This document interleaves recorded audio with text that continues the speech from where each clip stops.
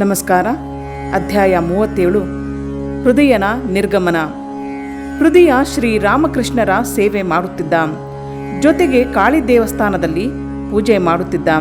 ಅಷ್ಟು ಕಾಲ ಅವನು ಶ್ರೀರಾಮಕೃಷ್ಣರನ್ನು ಸೇವಿಸುತ್ತಿದ್ದರೂ ಅವನಿಗೆ ಆಧ್ಯಾತ್ಮಿಕ ಜೀವನದ ಮೇಲೆ ಆಸಕ್ತಿ ಇರಲಿಲ್ಲ. ಶ್ರೀರಾಮಕೃಷ್ಣರನ್ನು ಲೌಕಿಕವಾಗಿ ಉಪಯೋಗಿಸಿಕೊಳ್ಳುವುದಕ್ಕೆ ಹೃದಯ ಯತ್ನಿಸಿದ. ಇವನು ಹಸುವಿನ ಕೆಚ್ಚಲಿನ ಮೇಲೆ ಇರುವ ಉಣ್ಣಿಯಂತೆ. ಅದು ಹಾಲಿನ ಹತ್ತಿರ ಇದ್ದರೂ ರಕ್ತವನ್ನು ಕುಡಿಯುವುದೇ ಹೊರತು ಹಾಲನ್ನು ಕುಡಿಯಲಾರದು. ಹೃದಯ 2ನೇ ವೇಳೆ ಮದುವೆ ಮಾಡಿಕೊಂಡಿದ್ದ. ಸಂಸಾರ ಹೂಡಿದ್ದ.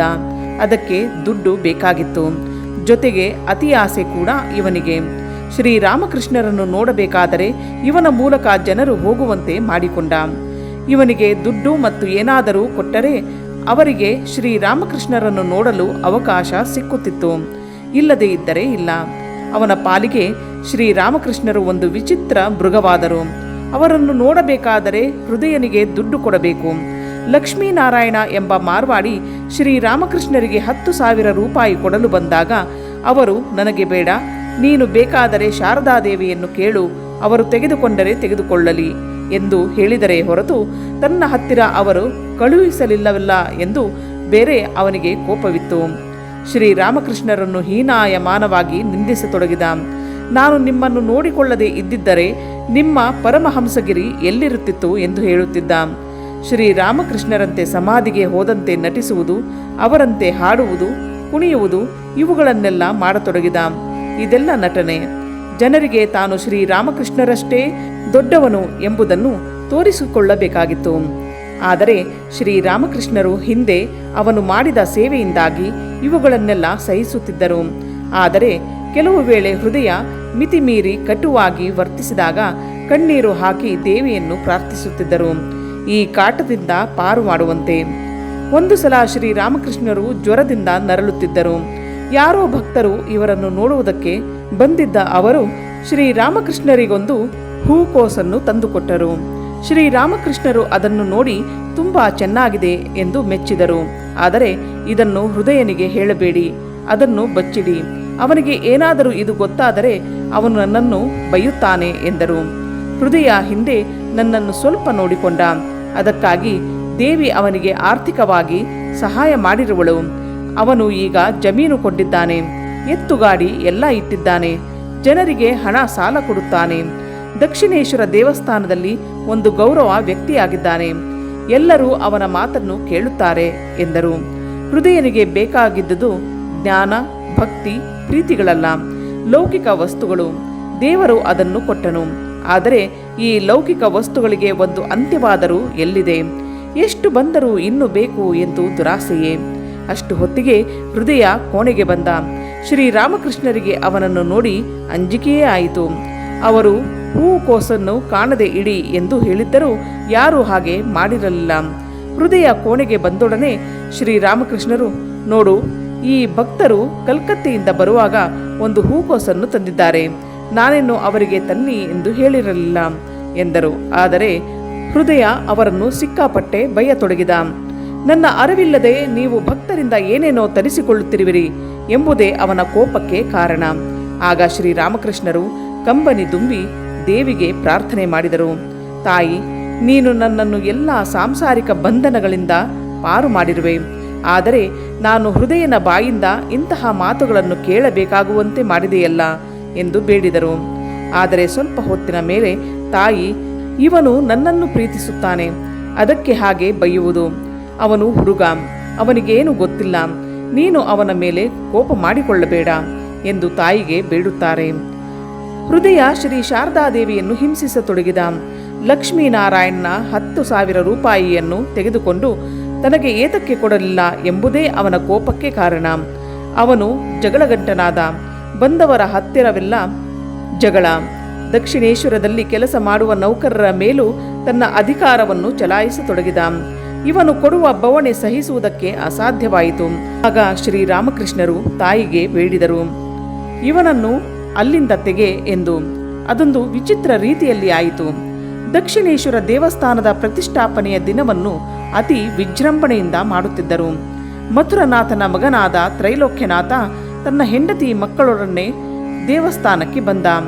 ಹೃದಯ ಪೂಜೆ ಮಾಡುತ್ತಿದ್ದಾಗ ತ್ರೈಲೋಕ್ಯನಾಥನ 8 ವರ್ಷದ ಹುಡುಗಿ ಅಲ್ಲಿ ನಿಂತಿದ್ದಳು.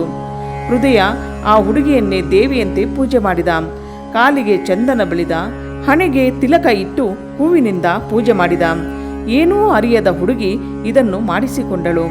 ದಕ್ಷಿಣೇಶ್ವರದಲ್ಲಿ ಇದ್ದ ಮನೆಗೆ ಹೋದ ಮೇಲೆ ತ್ರೈಲೋಕ್ಯನಾಥನ ಹೆಂಡತಿ ತನ್ನ ಮಗಳ ಕಾಲಿನಲ್ಲಿ ಬಳಿದಿರುವ ಚಂದನವನ್ನು ನೋಡಿದಳು. ಇದೇನು ಸಮಾಚಾರ ಎಂದು ಕೇಳಿದಳು. ಆ ಹುಡುಗಿ ಹೃದಯ ಚಂದನವನ್ನು ಕಾಲಿಗೆ ಬಳಿದು ಪೂಜೆ ಮಾಡಿದ ಎಂದಳು. ಅವಳ ತಾಯಿ ಭಯದಿಂದ ಕಂಪಿಸಿದಳು. ಒಬ್ಬ ಬ್ರಾಹ್ಮಣ ಶೂದ್ರರ ಹುಡುಗಿಯನ್ನು ಹೀಗೆ ಪೂಜೆ ಮಾಡುವುದೇ? ನಮಗೆ ಏನೋ ಅನಿಷ್ಟ ಕಾದಿದೆ ಎಂದು ತ್ರೈಲೋಕ್ಯನಿಗೆ ಹೇಳಿದಳು. ಆತ ಹೃದಯನನ್ನು ದಕ್ಷಿಣೇಶ್ವರದ ದೇವಸ್ಥಾನದಿಂದ ಆಚೆಗೆ ಕಳುಹಿಸಿ ಎಂದು ಆಜ್ಞೆ ಮಾಡಿದ. ಆಗ ಹೃದಯ ನಡೆದುದೆಲ್ಲ ಶ್ರೀರಾಮಕೃಷ್ಣರಿಗೆ ಹೇಳಿದ. ಆಗ ಶ್ರೀರಾಮಕೃಷ್ಣರು, ನೀನು ಈ ಕೆಲಸವನ್ನು ಮಾಡಬಾರದಾಗಿತ್ತು. ಈಗ ಅವರು ನಿನ್ನನ್ನು ಹೋಗು ಎಂದು ಹೇಳುತ್ತಿದ್ದಾರೆ, ಏನು ಮಾಡುವೆ ಎಂದರು. ಅದಕ್ಕೆ ಹೃದಯ, ಅದಕ್ಕೇನು, ನಾನು ಹೋಗುತ್ತೇನೆ, ನೀವು ನನ್ನ ಜೊತೆಗೆ ಬನ್ನಿ, ಅವರು ನಿಮ್ಮನ್ನು ಅವಮಾನ ಮಾಡುತ್ತಾರೆ ಎಂದ. ಅದಕ್ಕೆ ಶ್ರೀರಾಮಕೃಷ್ಣರು, ಅವರು ನಿನಗೆ ಹೋಗುವಂತೆ ಹೇಳಿದ್ದು ನನಗಲ್ಲ ಎಂದರು. ಹೃದಯ ದಕ್ಷಿಣೇಶ್ವರ ದೇವಸ್ಥಾನದಲ್ಲಿ ಅಷ್ಟೊಂದು ಅಧಿಕಾರ ಚಲಾಯಿಸುತ್ತಿದ್ದವನು ಒಂದು ಕ್ಷಣದಲ್ಲಿ ಬಿಟ್ಟು ಹೋಗಬೇಕಾಯಿತು. ಅವನು ಇದನ್ನು ಕನಸಿನಲ್ಲಿಯೂ ಊಹಿಸಿರಲಿಲ್ಲ. ಶಾಶ್ವತವಾಗಿ ಅಲ್ಲಿದ್ದು ಎಲ್ಲರನ್ನೂ ಆಳುತ್ತೇನೆ ಎಂದು ಭಾವಿಸಿದ್ದ. ಸ್ವಲ್ಪ ಹೊತ್ತಾದ ಮೇಲೆ ಯಾರೋ ದೇವಸ್ಥಾನದ ಅಧಿಕಾರಿ ಬಂದು ಶ್ರೀರಾಮಕೃಷ್ಣರಿಗೆ, ನೀವು ಕೂಡ ದಕ್ಷಿಣೇಶ್ವರ ದೇವಸ್ಥಾನದಿಂದ ಹೊರಡಬೇಕೆಂದು ಆಜ್ಞೆಯಾಗಿದೆ ಎಂದ. ಶ್ರೀರಾಮಕೃಷ್ಣರು ಸ್ವಲ್ಪವೂ ಅನುಮಾನಿಸಲಿಲ್ಲ. ತಮ್ಮ ಹೆಗಲ ಮೇಲೆ ಒಂದು ಟವಲ್ ಹಾಕಿಕೊಂಡು ಕೋಣೆಯಿಂದ ಹೊರಗೆ ಬಂದು ಹೊರಡುವುದರಲ್ಲಿದ್ದರು. ತ್ರೈಲೋಕ್ಯ ದೂರದಿಂದ ನೋಡಿದ. ಇವರ ಹತ್ತಿರ ಓಡಿ ಬಂದು, ಬಾಬಾ, ನೀವು ಎಲ್ಲಿಗೆ ಹೋಗುತ್ತಿರುವಿರಿ ಎಂದು ಕೇಳಿದ. ಶ್ರೀರಾಮಕೃಷ್ಣರು, ನನ್ನನ್ನು ಹೋಗು ಎಂದು ಆಜ್ಞೆ ಮಾಡಿರುವೆಯಂತೆ, ಅದಕ್ಕೆ ಹೋಗುತ್ತಿದ್ದೇನೆ ಎಂದರು. ತ್ರೈಲೋಕ್ಯ, ಅದು ನಿಮಗಲ್ಲ, ಅವನು ತಪ್ಪು ತಿಳಿದುಕೊಂಡಿರಬೇಕು. ದಯವಿಟ್ಟು ನೀವು ಇಲ್ಲಿರಿ ಎಂದು ಕಾಲಿಗೆ ಬಿದ್ದು ಕೇಳಿಕೊಂಡ. ತನ್ನ ಮಗಳಿಗೆ ಏನೂ ಅನಿಷ್ಟವಾಗದಂತೆ ಹರಸಿ ಎಂದು ಬೇಡಿಕೊಂಡ. ಶ್ರೀರಾಮಕೃಷ್ಣರು ದೇವಿಯ ದಯೆಯಿಂದ ಏನೂ ಆಗುವುದಿಲ್ಲ ಎಂದು ತಮ್ಮ ಕೋಣೆಗೆ ಏನೂ ಆಗಿಲ್ಲದೆ ಇದ್ದಂತೆ ಹಿಂತಿರುಗಿದರು. ಶ್ರೀರಾಮಕೃಷ್ಣರಲ್ಲಿದ್ದ ನಿರ್ಲಿಪ್ತತೆಯನ್ನು ಇಲ್ಲಿ ನೋಡುತ್ತೇವೆ. ಹೋಗು ಎಂದಾಗ 30 ವರ್ಷಗಳ ಕಾಲ ತಾವು ಇದ್ದು ಸಾಧನೆ ಮಾಡಿದ ಸ್ಥಳದಿಂದ ಉಟ್ಟ ಬಟ್ಟೆಯಲ್ಲಿ ಹೊರಟರು. ಸುತ್ತಮುತ್ತಲೂ ನೋಡಲಿಲ್ಲ. ಇದನ್ನೆಲ್ಲ ಬಿಟ್ಟು ಹೋಗಬೇಕಲ್ಲ ಎಂದು. ಹಿಂತಿರುಗಿ ಬನ್ನಿ ಎಂದು ಬೇಡಿಕೊಂಡಾಗ ಎಲ್ಲವನ್ನು ಮರೆತು ಮಗುವಿನಂತೆ ಹಿಂತಿರುಗಿ ಬಂದರು. ಯಾರ ಮೇಲೂ ಕೋಪವಿಲ್ಲ, ಯಾವ ವಸ್ತುವಿನ ಮೇಲೂ ಆಸಕ್ತಿ ಇಲ್ಲ. ಹೃದಯ ದಕ್ಷಿಣೇಶ್ವರ ದೇವಸ್ಥಾನದಿಂದ ಹೊರಟ ಮೇಲೆ ಜದು ಮಲ್ಲಿಕನ ತೋಟದ ಮನೆಯಲ್ಲಿ ಕೆಲವು ಕಾಲ ಇದ್ದ. ಅಲ್ಲಿಗೆ ಶ್ರೀರಾಮಕೃಷ್ಣರು ಊಟ ಕಳುಹಿಸುತ್ತಿದ್ದರು. ಅವನನ್ನು ನೋಡುವುದಕ್ಕೂ ಹೋಗುತ್ತಿದ್ದರು. ಹೃದಯ ಅವರನ್ನು ದಕ್ಷಿಣೇಶ್ವರ ದೇವಸ್ಥಾನವನ್ನು ಬಿಟ್ಟು ಬರುವಂತೆ ಕೇಳಿಕೊಂಡ. ತಾನೇ ಒಂದು ಕಾಳಿಕಾ ದೇವಾಲಯವನ್ನು ಕಟ್ಟುತ್ತೇನೆ, ಅಲ್ಲಿ ನಾವಿಬ್ಬರೂ ಹಾಯಾಗಿರಬಹುದು ಎಂಬ ಸಲಹೆಯನ್ನು ಕೊಟ್ಟ. ಅದಕ್ಕೆ ಶ್ರೀರಾಮಕೃಷ್ಣರು, ಏನು, ನನ್ನನ್ನು ಮನೆ ಮನೆಗೆ ವಿಚಿತ್ರ ವಸ್ತುವಿನಂತೆ ತೋರಬೇಕೆಂದಿರುವೆಯಾ ಎಂದು ಕೇಳಿದರು. ಆತ ಸ್ವಲ್ಪ ಕಾಲದ ಮೇಲೆ ತನ್ನ ಹಳ್ಳಿಗೆ ಹಿಂದಿರುಗಿದ. ತಾನು ಸಂಪಾದನೆ ಮಾಡಿದ ಜಮೀನು, ಹಣ ಮತ್ತು ತನ್ನ ಸಂಸಾರದಲ್ಲಿ ತಲ್ಲೀನನಾದ. ಇದು ನಡೆದದ್ದು 1881ರಲ್ಲಿ.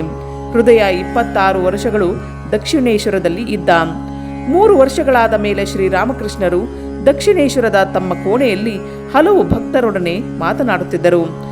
ಆಗ ಯಾರೋ ಬಂದು ಹೇಳಿದರು, ಹೃದಯ ಹೊರಗೆ ಜದುಮಲ್ಲಿಕನ ತೋಟದ ಹತ್ತಿರ ಇವರನ್ನು ಕಾಣುವುದಕ್ಕೆ ಬಂದಿದ್ದಾನೆ ಎಂದು. ಶ್ರೀರಾಮಕೃಷ್ಣರು ತಾವು ಮಾತನಾಡುತ್ತಿದ್ದುದನ್ನು ನಿಲ್ಲಿಸಿ, ಸ್ವಲ್ಪ ಇರಿ, ನಾನು ಹೃದಯನನ್ನು ನೋಡಿಕೊಂಡು ಬರುತ್ತೇನೆ ಎಂದು ಹೊರಗೆ ಹೋದರು. ದಕ್ಷಿಣೇಶ್ವರದ ತೋಟದ ಮಹಾದ್ವಾರದ ಬಳಿ ಹೃದಯ ಕೈ ಮುಗಿದುಕೊಂಡು ನಿಂತಿದ್ದ. ಶ್ರೀರಾಮಕೃಷ್ಣರು ಹತ್ತಿರ ಬಂದಾಗ ಅವರಿಗೆ ಸಾಷ್ಟಾಂಗ ಪ್ರಣಾಮ ಮಾಡಿ ಅಳತೊಡಗಿದ. ಶ್ರೀರಾಮಕೃಷ್ಣರ ಕಣ್ಣಿನಲ್ಲಿಯೂ ನೀರು ಬಂತು. ಅದನ್ನು ಒರೆಸಿಕೊಂಡರು. ಆಗ ಆದ ಮಾತುಕತೆ ಹೃದಯ ಸ್ಪರ್ಶಿಯಾಗಿದೆ. ಶ್ರೀರಾಮಕೃಷ್ಣ, ಏತಕ್ಕೆ ಮನೆಯನ್ನು ಬಿಟ್ಟು ಬಂದೆ? ಹೃದಯ, ನಾನು ನಿಮ್ಮನ್ನು ನೋಡುವುದಕ್ಕೆ ಬಂದಿದ್ದೇನೆ. ಇನ್ನು ಯಾರಿದ್ದಾರೆ ನನಗೆ ದುಃಖವನ್ನು ಹೇಳಿಕೊಳ್ಳುವುದಕ್ಕೆ? ಶ್ರೀರಾಮಕೃಷ್ಣ, ಈ ಸಂಸಾರದಲ್ಲಿ ದುಃಖಕ್ಕೆ ಕೊರತೆಯಿಲ್ಲ. ಇಲ್ಲಿರುವಾಗ ಅದನ್ನು ತಪ್ಪಿಸಿಕೊಳ್ಳುವುದಕ್ಕೆ ಆಗುವುದಿಲ್ಲ. ನಿನ್ನ ದುಃಖಕ್ಕೆ ಕಾರಣವೇನು? ಹೃದಯ, ನಿಮ್ಮ ಸಹವಾಸವನ್ನು ಕಳೆದುಕೊಂಡುದೇ ನನ್ನ ಮಹಾದುಃಖ, ದೌರ್ಭಾಗ್ಯ.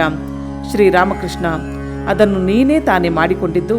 ನಿನ್ನ ದಾರಿ ನಿನಗೆ, ನನ್ನ ದಾರಿ ನನಗೆ ಎಂದು ನೀನೇ ತಾನೇ ಹೇಳಿದ್ದು. ಹೃದಯ: ಹೌದು, ಅದನ್ನು ನಾನೇ ಮಾಡಿಕೊಂಡಿದ್ದು. ನಾನು ಮೂರ್ಖನಾಗಿದ್ದೆ, ನನಗೇನು ಗೊತ್ತಿತ್ತು. ಶ್ರೀರಾಮಕೃಷ್ಣ: ಆಗಲಿ, ಈಗ ಹೋಗಿ ಬಾ. ಇನ್ನೊಂದು ದಿನ ಯಾವಾಗಲಾದರೂ ವಿರಾಮವಾಗಿ ಮಾತನಾಡೋಣ. ಇವತ್ತು ಭಾನುವಾರ, ಅನೇಕ ಭಕ್ತರು ಕಾದುಕೊಂಡಿದ್ದಾರೆ. ಈ ಸಲ ಬೆಳೆ ಹೇಗಿದೆ? ಹೃದಯ: ಸುಮಾರಾಗಿದೆ. ಶ್ರೀರಾಮಕೃಷ್ಣ: ಆಗಲಿ, ಇನ್ನೊಂದು ದಿನ ಬಾ. ಹೃದಯ ಶ್ರೀರಾಮಕೃಷ್ಣರಿಗೆ ಸಾಷ್ಟಾಂಗ ಪ್ರಣಾಮ ಮಾಡಿ ಹೋದ. ಶ್ರೀರಾಮಕೃಷ್ಣರು ತಮ್ಮ ಕೋಣೆಗೆ ಹಿಂತಿರುಗಿದಾಗ ಅವನು ತಮಗೆ ಹಿಂದೆ ಮಾಡಿದ ಸೇವೆ ಮತ್ತು ಅವನು ಕೊಟ್ಟ ಕಾಟ ಎರಡನ್ನೂ ತಮ್ಮ ಭಕ್ತರಿಗೆ ವಿವರಿಸಿದರು. ಅಧ್ಯಾಯ 37 ಮುಗಿಯಿತು.